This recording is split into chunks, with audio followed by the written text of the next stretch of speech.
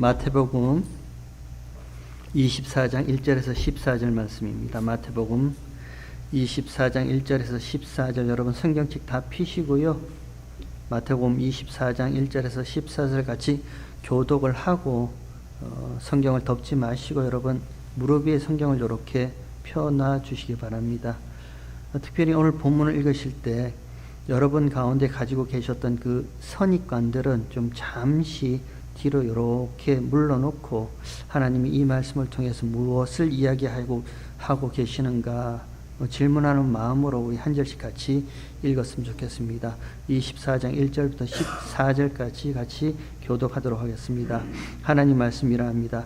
예수께서 성전에서 나와서 가실 때에 제자들이 성전 건물들을 가리켜 보이려고 나오니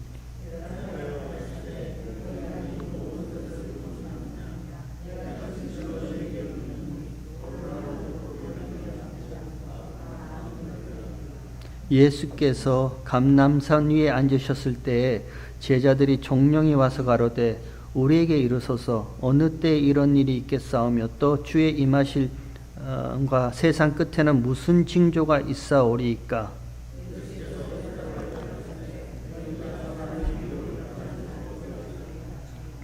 많은 사람이 내 이름으로 와서 이르되 나는 그리스도라 하여 많은 사람을 미혹해 하리라.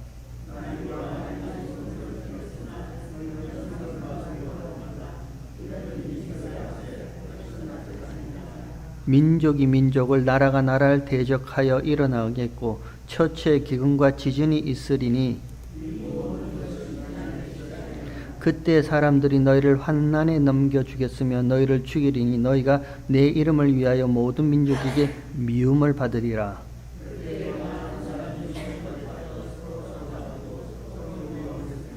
거짓 선지자가 많이 일어나 많은 사람들을 미혹하게 하겠으며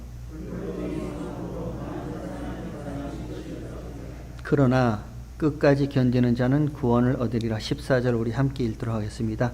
이 천국 복음이 모든 민족에게 증거되기 위하여 온 세상에 전파되리니 그제야 끝이 오리라. 아멘. 예수님께서 성전에서 나오십니다. 그리고 제자들도 예수님과 함께 성전에서 나옵니다. 그리고 제자들이 한 행동이 성전을 가리켜 보입니다. point out. 영어 번역에 보면 이렇게 번역되어 있어요. point out to him the buildings of temple 이렇게 되어 있습니다. 예수님이 성전에서 나오실 때에 제자들이 예수님에게 그 성전을 손가락으로 이렇게 가리키면서 좀 보세요. 예수님 이 성전의 아름다움, 이 성전의 웅장함, 이 성전의 화려함을 좀 보세요 하면서 point out 이렇게 가리키고 있습니다. 예수님 당시 성전은 헤롯 성전입니다. 에돔 족속이고요. 에서의 후손입니다. 야곱의 쌍둥이 형 에서. 정통 유대인은 아니죠.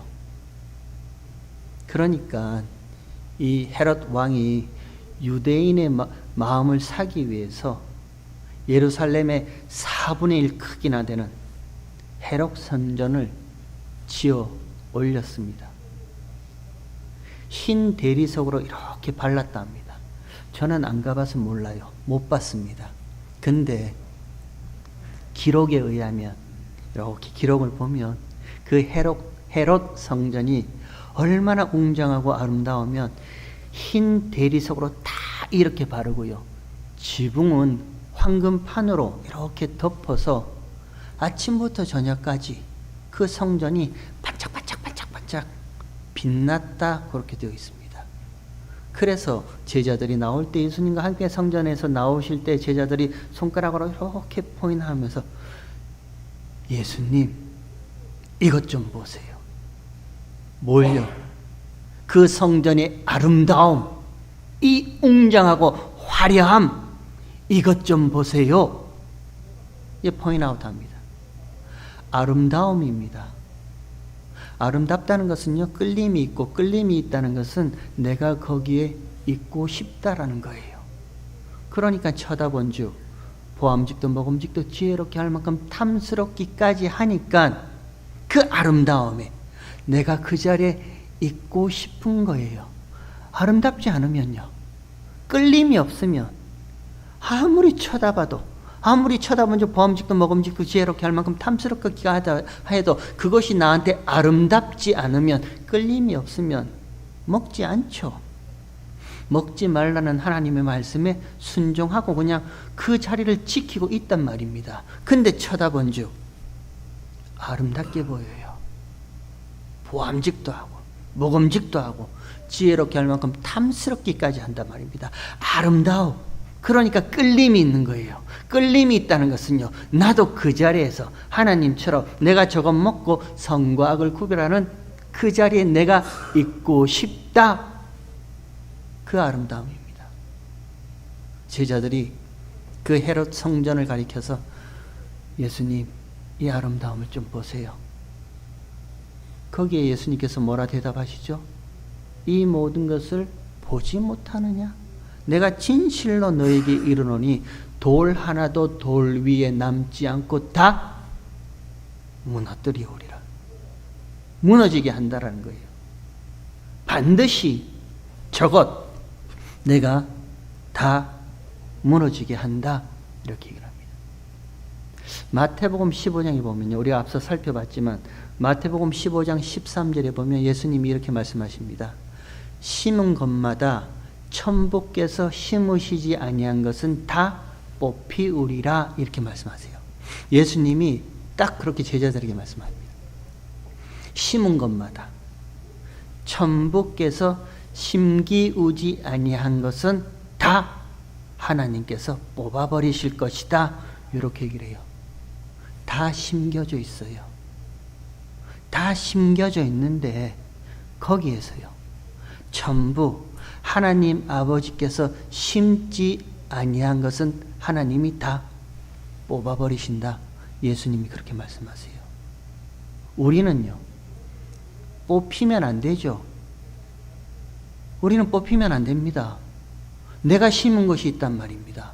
내가 심고 내가 가꾸고 내가 보존하고 내가 열매 맺어서 내 것, 내 소유 되고 싶어 하는 것들이 있어요. 그러니까 심죠. 그러니까 가꾸죠. 그러니까 내 정성으로 보존하죠. 그리고 열매 맺기를 원한단 말입니다. 뽑히면 안 돼요. 근데 예수님께서 툭하니 던지시는 말씀이 천부께서 심지 아니한 것은 다 뽑아버린다. 억울합니다. 억울해요. 하나님이 심지 아니한 것은 하나님이 다 뽑아버린다 하시니까 뽑히면 안 돼요. 억울합니다. 그러니까 어찌 보면 저와 여러분의 신앙생활이, 저와 여러분의 교회생활이, 아니 저와 여러분의 이 세상의 삶의 모든 모습들이요, 내가 심은 것 뽑히지 않으려고 아둥바둥 애쓰며 사는 그 모습일지도 몰라요. 심은 것이 있단 말입니다. 저와 여러분이 분명히 기대하면서 내가 심은 것이 있어요. 그리고 내가 가꿔요. 그리고 그 열매 내 소유로, 내 것으로 가지고 싶은 거 있어요. 그러니까 하나님 앞이라도, 무슨 예수님 앞이라도, 예수의 이름으로도 우리의 신앙생활, 우리의 무슨 교회생활 모습을 가만히 보면 내 것 뽑히지 말게 해주세요. 제발 내가 심어놓은 이것 뽑지 말게 해주세요. 우리의 모습들이 그런 모습입니다. 근데 참 놀라운 것은요, 어느 날 예수님이 찾아오세요. 성령 하나님께서 저와 여러분을 찾아오십니다. 그리고 찾아오신 그리스도의 영, 진리의 영, 성령 하나님께서 저와 여러분 마음속에 궁금케 하세요. 하나님이 심으신 것이 뭐지? 이런 인생 가운데 내가 심은 것 말고, 저와 여러분이 심어 놓으신 것 말고요, 하나님이 심으신 것이 있다라는데 그러면 하나님이 심으신 것 외에 하나님이 심지 아니한 것은 다 뽑아버리신다 하는데, 그러면 뽑히지 않고 끝까지 하나님이 심어 놓으신 그것, 남아있는 그게 뭐지? 궁금케 하는 마음을 성령께서 주세요. 그리고 그 성령께서 궁금케 하는 마음에 대해서 말씀이 저와 여러분에게 해답을 줍니다. 끝까지 영원토록 뽑히지 아니한 천부께서 심어 놓으신 그것, 그게 뭐예요? 말씀이죠. 언약이죠. 하나님의 약속이란 말입니다. 말씀이 육신이 되어 우리 가운데 오셨어요. 그리고 그 예수님께서, 죄 없으신 하나님이신 예수님께서 죄인의 모양으로 십자가에서 죽으시고 부활하시죠. 십자가에서 죽으시고 부활하신 그 부활의 생명, 그 영원한 생명요, 그 진리, 하나님이 심어 놓으신 거예요. 그리고 하나님이 심어 놓으신 그것은 영원히 뽑히지 아니할 거예요. 나머지 모든 것들은요, 하나님이 심지 아니한 그 나머지 모든 것들은요, 하나님이 천국에는 다 뽑아버릴 겁니다. 그게 예수님이 하신 말씀이에요. 사도 바울이 부활하신 예수님을 만났습니다. 엄청난 일이에요. 그 학식 좋고 지혜 좋고 그 지식 많고 그 가문 좋은 사도 바울이요, 나는 이렇게 하는 것이 하나님을 올바르게 섬기는 것이다, 그 고집스러운 사도 바울이요, 부활하신 예수님을 만났습니다. 그리고 나서 부활하신 예수님을 만난 이후에 빌립보 교회에 보내는 그 편지 가운데요, 빌립보 3장에 보면 그리스도 예수를 아는 지식이 가장 고상하다라고 얘기를 합니다. 내가 지금까지 알았던 모든 지식 가운데, 내가 만났던 모든 것들 가운데, 아니 내가 나 스스로 심었던 모든 것들 가운데 그리스도 예수를 아는 지식, 하나님이 심겨놓으신 이 예수라는 이 생명이 가장 고상합니다. 그리고 나서 그 다음에 하는 말이 뭐죠? 이 외에는 내가 모든 것을 다 배설물로 여기고 해로 여긴다 하죠. 사도 바울의 그 고백이 뭔데요? 배설물로 여기고 해로 여긴다는 그 고백이 뭔데요? 하나님 뽑아주세요. 예수의 생명 그거 외에, 예수님 외에 나머지 내가 심고 세상이 심고 사람들이 심어서 가꾸고자 했던 그 모든 것들 다 뽑아주세요. 다 필요 없습니다. 내게는 예수님만 있으면 됩니다. 다 뽑아주세요. 왜 그렇게 고백하는데요? 이는 내가 그리스도를 얻고 그리스도예요. 기름 부으심을 입은 그 생명을 내가 얻고 내가 예수 안에서요, 그 생명 안에서 내가 발견되길 원하기 때문이라 사도 바울이 그렇게 고백을 합니다. 바울의 고백이 그거예요. 하나님, 천부께서 신기우지 아니한 것들 제발 좀 다 뽑아주세요. 이게 다 배설물이고 다 해로운 것입니다. 아무것도 필요 없습니다. 그리스도 예수만 내게 있으면 나는 예수의 생명을 얻고 그 생명 안에서 제발 내가 그 안에 있다는 것이 발견되길 하나님 원합니다. 예수님은 이 일 때문에 오셨습니다. 그리고 십자가에서 죽으시고 약속하신 성령, 보내신다는 그 성령이 이 일 때문에 성령이 오시는 거예요. 아직도 저와 여러분에게 남아있는 이 욕심, 이 욕망, 이 욕구, 아름다움이 있죠. 각기 바라보는 아름다움이 있습니다. 그 아름답다는 것은요, 끌림이 있다는 거예요. 끌림이 있다는 것은요, 나도 거기에 있고 싶다라는 마음인 거예요. 저와 여러분 스스로 그거 뽑아낼 수 있다고요? 천만입니다. 우리는 우리 스스로 절대 뽑아낼 수가 없습니다. 저도 아직도 죄악된 습관이 남아있어요. 저도 보기에 아름답게 보이는 것이 있습니다. 야, 조금만 나한테 있었으면 참 좋겠다. 끌리는 것이 있어요. 딱 한 가지 있죠. 여러분 잘 아실 겁니다. 있어요. 여러분 계속해서 저한테 그거 마시지 마세요. 큰일 납니다. 건강에 해롭습니다. 그거 마시면 이빨 다 썩어요. 하지만 저는 볼 때마다 마음에 끌림이 있는 거예요. 그러니까 어쩔 수 없이 또 한 잔 마시고 하는 거예요. 절대 우리 스스로요, 끌리는 곳에서 벗어날 수가 없습니다. 근데 성령께서요, 오셔서 뽑아내시는 거예요.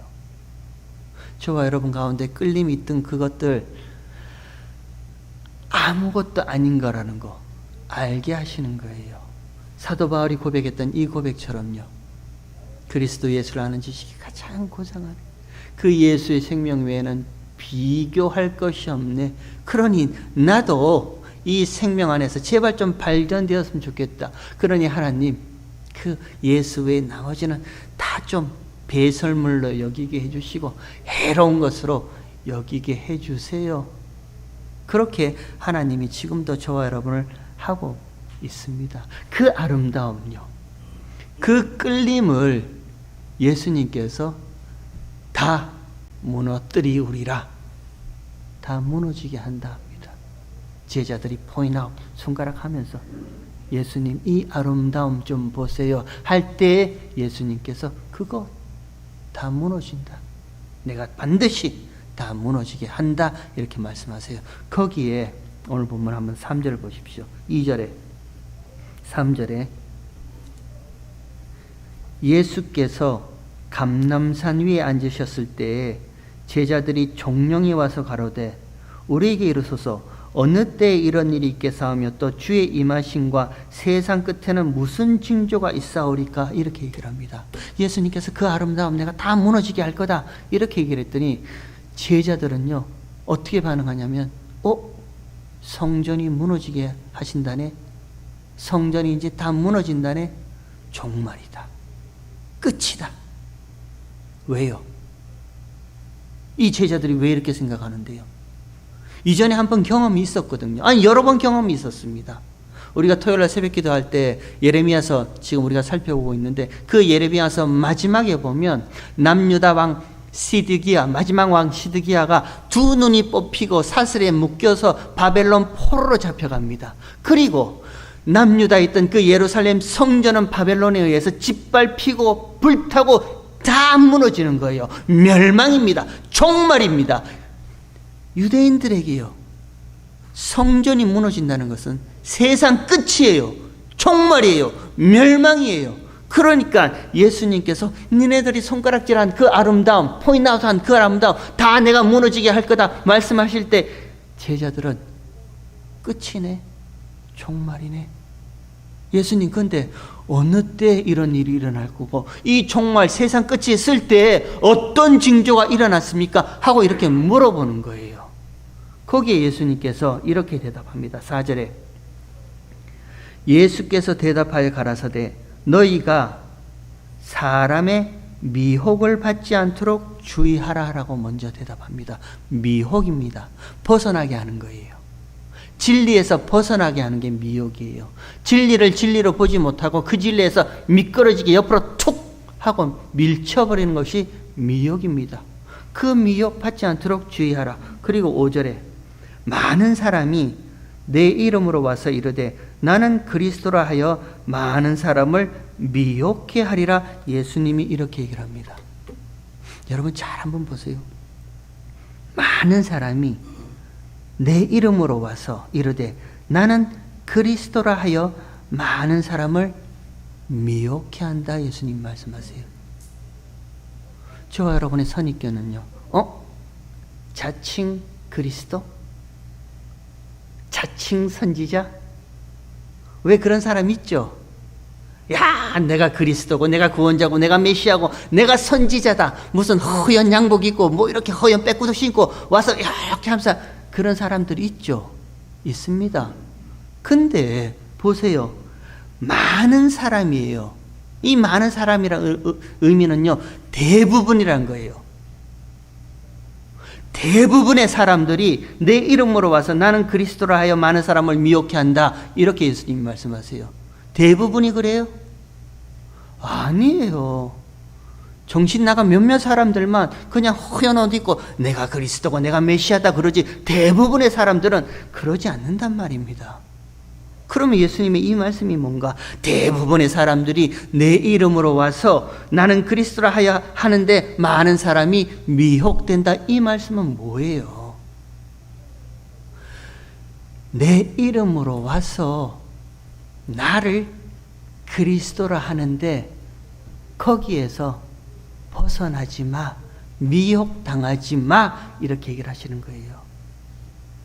많은 사람들이요, 대부분의 사람들이 내 이름으로 나를 그리스도라 한다, 그 미혹 받지 마, 이 말씀이에요. 그 나가 누군데요? 그 내가 누군데요? 대부분의 사람들이 예수의 이름으로 와서 나를 그리스도라 한다, 그건 미혹이야. 그때 그 나, 그 내가 누군데요? 십자가에 죽으시기 이전의 예수님요. 십자가에서 저와 여러분의 죄를 짊어지시고 십자가에서 살이 찢기시고 피를 흘리시고 부활하시기 이전에 그 예수님, 그 예수님을 그리스도라고 미혹하는 거예요. 그 예수님이 어떤 예수님이었는데요? 능력의 예수님이죠. 이적과 기적을 행하신 예수님이죠. 귀신도 쫓아내고 병자도 치유하시고 앉은 자도 일으키시고 눈 못 보는 자도 눈을 뜨게 하시고 죽은 자도 살리시고 보리떡 또 몇 개죠? 잊어버렸네. 5개와 물고기 2마리로 5,000명이나 넘는 사람들을 배불리 먹이신 기적과 이적과 능력의 예수님, 그를 그리스도라 한다, 이렇게 미혹해요. 여러분, 그리스도 예수가 누구신데요? 진정 저와 여러분이 예수님은 그리스도 맞습니다라는 그 그리스도 예수가 누구신데요? 십자가에 죽으시고 부활하신 예수님이 그리스도 예수예요.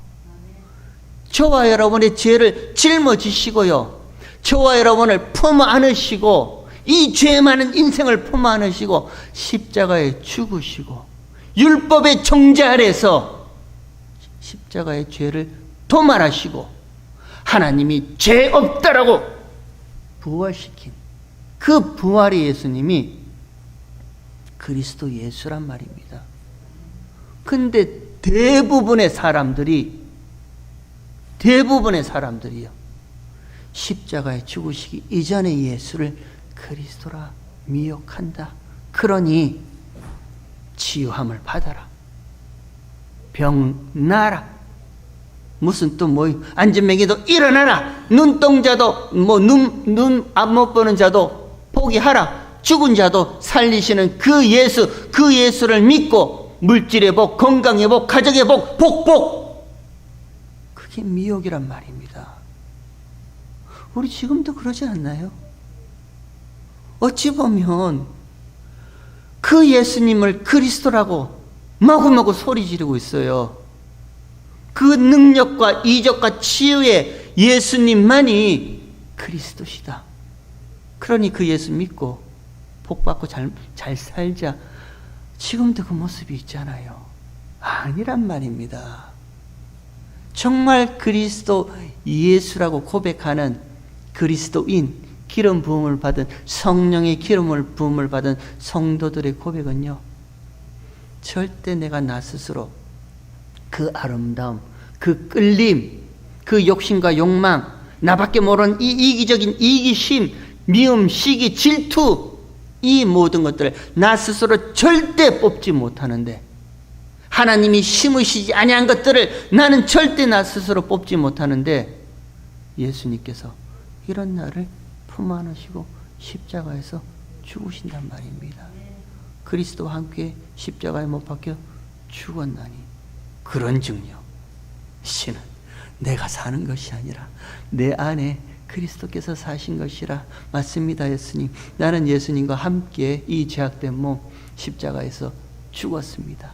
그리고 예수와 함께 부활했습니다. 부활의 생명이 내게 있습니다. 그러니 그 예수님이 나의 그리스도, 메시아, 구원자, 기름 부은 자 맞습니다. 그 고백이에요. 근데 그 고백이 아닌 다만 저와 여러분의 끌림 있죠, 아름다움 있죠, 원함 있죠, 나도 저것 한번 가졌으면 좋겠다. 나도 내가 보기에 저 아름다운 세상에 한 자리 차지하고 내가 저것 가지고 저 힘과 저 권세와 저 능력으로 떵떵거리며 살고, 뭐 먹고 싶은 거 있으면 내 돈 주고 마음껏 사 먹고, 뭐 불쌍한 사람 있으면 내 돈 가지고 마음껏 무슨 뭘 해고, 그렇게 살고 싶은 거예요. 그렇게 살고 싶은 마음을 충동하는 것이 그 능력의 예수가 그리스도라고 미혹한단 말입니다. 예수님이 그 미혹, 그 진리, 그 진리에서 벗어나지 마, 이렇게 말씀하세요. 그리고 나서요, 그 다음에 6절에 난리와 난리 소문을 듣겠으나 너희는 삼가 두려워 말라. 이런 일이 있어야 하되 끝은 아직 아니니라, 이렇게 얘기를 합니다. 난리와 난리의 소문이 있습니다. 1차적으로 무슨 뭐 전쟁 이런 거 얘기하겠죠. 2차적으로는요, 내가 믿는 예수가 맞다. 아니다. 내가 믿는 예수가 맞다. 난리와 난리예요. 우리가 맞다라는 거예요. 우리 교회가 맞다라는 거예요. 우리 교회가 진리를 전파한다라고 난리와 난리의 소문을 듣겠으나 아니요, 삼가 두려워 말라. 이런 일이 있어야지 끝은 아직 아니다. 그 다음 7절에 민족이 민족을, 나라가 나라를 대적하여 일어나겠고 처처의 기근과 지진이 있으리니, 이렇게 얘기를 합니다. 전쟁입니다. 지금도 전쟁하죠. 표면적으로는 이런 전쟁이 보입니다. 그러나 그 안에 담겨진 말씀에는요, 저와 여러분의 영적 전쟁이 계속해서 시작되고 있는 거예요. 하나님께서는요, 하나님이 신기오지 아니한 것을 저와 여러분 가운데 계속 뽑아내는 전쟁을 하고 있습니다. 아직은 끝이 아닙니다. 기근과 지진이 있다라는 거예요. 진짜 참된 양식을 먹지 못하는 그 기근, 그 배고픔요. 이상하다. 나는 신앙생활 열심히 하는데, 난 기도도 열심히 하는데, 나는 교회에서 봉사도 열심히 하고, 나는 뭐 전도도 많이 하는데 왜 이렇게 늘 허전하지? 왜 이렇게 늘 배고픔이 있지? 왜 이렇게 늘 내가 뭐가 속이 텅 비었지? 참된 양식이 그 안에 없어요. 미혹된단 말입니다. 그러니까 기근이 있고, 그 다음에는 뭐가 있죠? 기근이 있고 지진 흔들려요. 내가 믿는 게 맞나? 지금까지 내가 신앙생활 해온 이것이 맞나? 내 믿음조차, 내 신앙생활조차 흔들리는 그 지진이, 흔들림이 있다라고 예수님이 말씀하세요. 그리고 나서요, 8절에 이 모든 것이 재난의 시작이라, 이렇게 되어 있습니다. 한국말 번역은요, 재난이라 번역되어 있죠. 이 재난이란 이 원어의 의미는요, 고통이란 뜻입니다. 근데 그냥 고통이 아니라 출산의 고통요, 잉태의 고통요, 해산하는 고통입니다.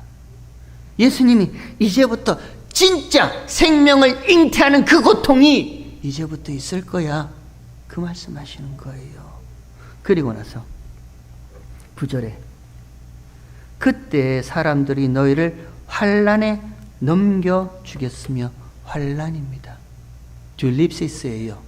그건 탈곡기란 의미예요. 추수한 것들을, 알갱이를 뽑아낼 때 탈곡기에 달달달달 돌리면서 털죠. 그 털림이 환난이에요.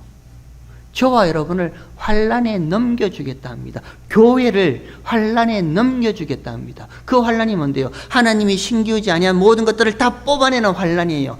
마치 탈곡기에 달달달달달 털리면서요, 저와 여러분의 인생 내내 달달달달 그렇게 털리는 그 환난이 있는 거예요. 너희를 죽이리며 또 너희가 내 이름을 위하여 모든 민족에게 미움을 받으리라. 그때 많은 사람이 시험에 빠져 서로 잡아주고 서로 미워하겠으며, 거짓 선지자들이 많이 일어나 많은 사람을 미혹하게 하겠으며, 불법이 성함으로 많은 사람의 사랑이 식어져 가리라. 13절. 그러나 끝까지 견디는 자는 구원을 얻으리라.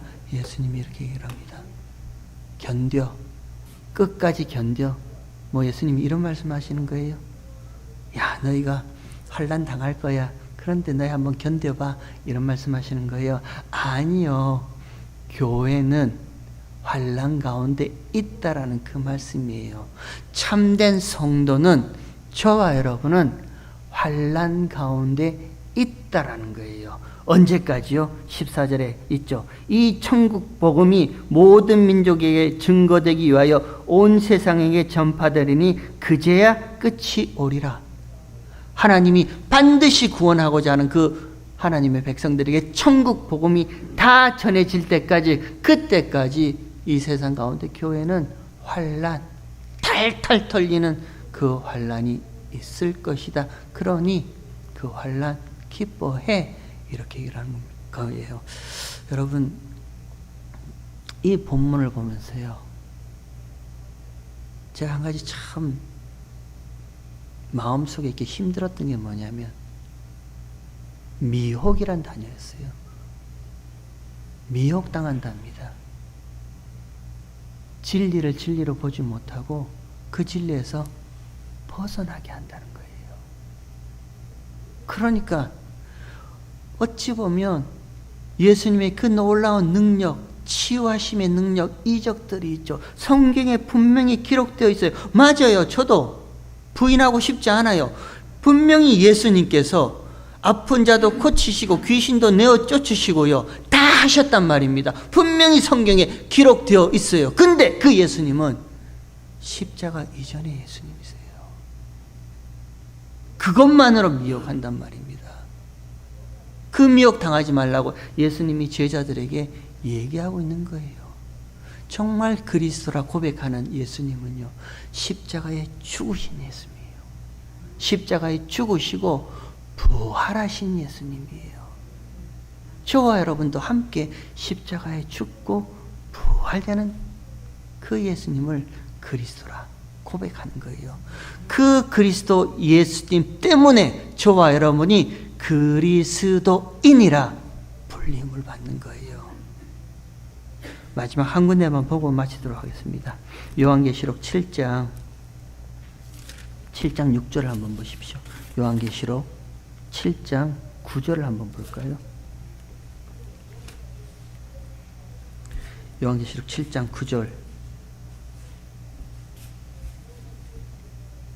이 일 후에 내가 보니 각 나라와 족속과 백성과 방언에서 아무라도 능히 셀 수 없는 큰 무리가 흰옷을 입고 손에 종려나무 가지를 들고 보좌 앞과 어린 양 앞에 서서 큰 소리로 외쳐 가로되 구원하심이 보좌에 앉으신 우리 하나님과 어린 양에게 있도다 하니, 이 모습이 하나님 나라 가운데 있는 저와 여러분의 모습이라 했습니다. 우리의 모습입니다. 흰옷, 구원의 옷, 그 옷을 입고 종려와 가지를 들고 하나님 앞에 찬양하는 우리의 모습인 거예요. 근데 거기에 13절에 장로 중에 하나가 응답하여 내게 이르되 이 흰옷 입은 자가 누구며 또 어디서 왔느냐? 내가 가로되 내 주여 당신이 알리이다 하니, 그가 나더러 이르되 이는 큰 환난에서 나오는 자들인데 어린 양의 피에 그 옷을 씻어 희게 된 자들이다 라고 대답합니다. 큰 환난에서요, 탈탈 털려서 그 죄 조그만 찢기라도 다 털려서 큰 환난에서 나오는 어린 양의 모습인 거예요. 그 옷이 어린 양의 피에 씻겨 희게 된 그 모습입니다. 이게 저와 여러분의 모습인 거예요. 교회는 반드시 환난을 통과할 수밖에 없습니다. 저와 여러분의 인생도 반드시 그 환난 통과할 수밖에 없습니다. 천부께서 심기우지 아니한 것들은 다 뽑힐 수밖에 없습니다. 아프죠, 억울하죠, 힘들죠, 고통스럽죠. 그러나 부활하신 예수님께서요, 저와 여러분의 인생 가운데 찾아오셔서 만나주시고요, 그 비늘같이 닫혔던 그 눈의 꺼풀을 벗겨주시면 진짜 하나님이 심으신 것이 이것이고 하나님이 끝까지 보존하는 것이 이것이구나라는 그 예수를, 십자가에서 죽으시고 부활하신 그 예수를 저와 여러분이 만나면요, 저와 여러분의 입술의 고백에는 하나님 제발 탈탈 좀 털어주세요. 아직까지 남아있는 이 죄의 역겨운 모습들 제발 이 말씀의 탈곡기에 탈탈 털어서 순결한 자로, 흠도 없는 자로 만들어주세요라는 그 고백, 그 기도가 나올 수밖에 없습니다. 예수의 능력으로, 십자가 지기 이전의 예수님의 능력이 임할 수 있습니다. 병자를 고칠 수도 있습니다. 귀신을 내어 쫓을 수도 있습니다. 앉은 자도 일으켜 세울 수도 있고 안 못 보는 자를 보게 하실 수도 있습니다. 십자가 이전의 예수의 능력으로 할 수 있습니다. 그러나 그 안에는요, 내 병이 나았다고 해서, 내가 일어났다고 해서 그 안에는요, 사랑은 없어요. 그 십자가의 하나님의 사랑은 그 안에 없어요. 사랑은 식어진단 말입니다. 그 안에 사랑이 없으니까 두려움이 있죠. 그러니까 병이 나았다 해도 혹시 또 내가 뽑힐까봐, 내가 없어질까봐, 내가 또다시 병에 걸려서 아파질까봐 염려, 불안, 근심이 또다시 내게 일어날 수밖에 없는 거예요. 신앙생활이 그렇게 악순환이 될 수밖에 없는 거예요. 그러나 십자가에 죽으시고 부활하신 예수님께서 저와 여러분을 정말로 만나주셔서 그 만남이 한 번이라도 있다면요, 아, 이게 사랑이구나. 이 십자가가 하나님의 사랑이구나. 그러면요, 요한일서 4장인가요? 사랑 안에는 두려움이 없나니 온전한 사랑이 두려움을 내어 쫓는다 하죠. 뽑혀도 괜찮아요. 아파도 괜찮아요. 힘들어도 괜찮아요. 다만 내 안에 온전하신 하나님의 사랑, 그 십자가 하나님이 내 안에 가득 차 있으니까 뭐가 두려움이 있겠어요? 온전한 사랑이 두려움을 내어 쫓는다 하는데 더 이상 내가 무너진다 하더라도, 내가 힘든다 하더라도 무슨 두려움과 염려가 저와 여러분에게 있겠냔 말이에요. 오늘 Father's Day입니다. 아버지 날입니다.